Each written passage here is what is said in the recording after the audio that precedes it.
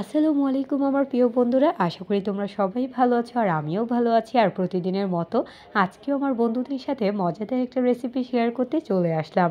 মা আজকে বাসায় রান্না করছে নতুন আলু দিয়ে কই মাছের মজাদার ঝোল রেসিপি।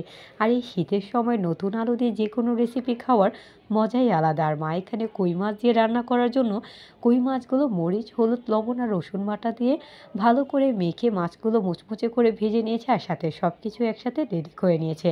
চলো বন্ধুরা, তাহলে মা কীভাবে এই মজাদার রেসিপিটা রান্না করছে আমার বন্ধুদের সাথেও শেয়ার করা যাক। আশা করি ভালো লাগবে। আর মা এখানে ভাজা মাছের তেলটার সাথে অল্প একটু সয়াবিন তেল অ্যাড করে দিল মাছটা রান্না করার জন্য।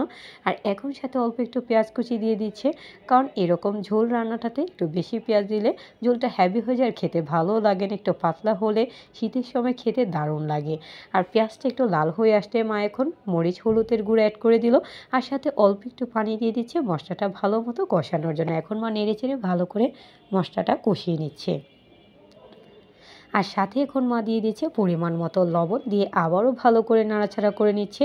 আর সাথে দিয়ে দিল অল্প একটু রসুন বাটা, দিয়ে ভালো করে নেড়েচেড়ে মশলাটাতে অলরেডি বলক চলে এসেছে, তাই এখন মা নতুন আলুগুলো দিয়ে দিচ্ছে। আর নতুন আলুগুলো একদমই ছোট ছোট ছিল।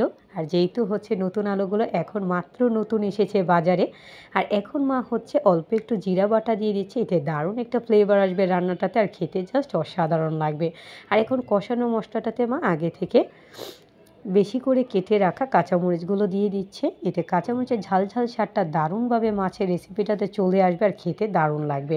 আর এখানে আলুটা ভালো করে কষানো হয়ে গেল। এখন মা বেশি করে পানি দিয়ে দিচ্ছে, যেহেতু মা ঝোল রান্না করছে কই মাছে।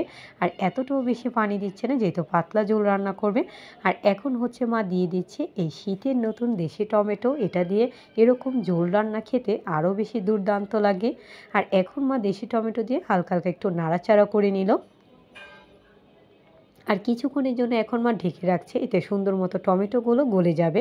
আর কিছুক্ষণ পর ঢাকনাটা তুলে নিয়েছে। তোমরা দেখতেই পাচ্ছ বন্ধুরা, ঝোলটাতে বলক চলে এসেছে আর টমেটোগুলো অলরেডি গলে এসেছে। এখন মা আগে থেকে ভেজে রাখা কই মাছগুলো দিয়ে দিচ্ছে।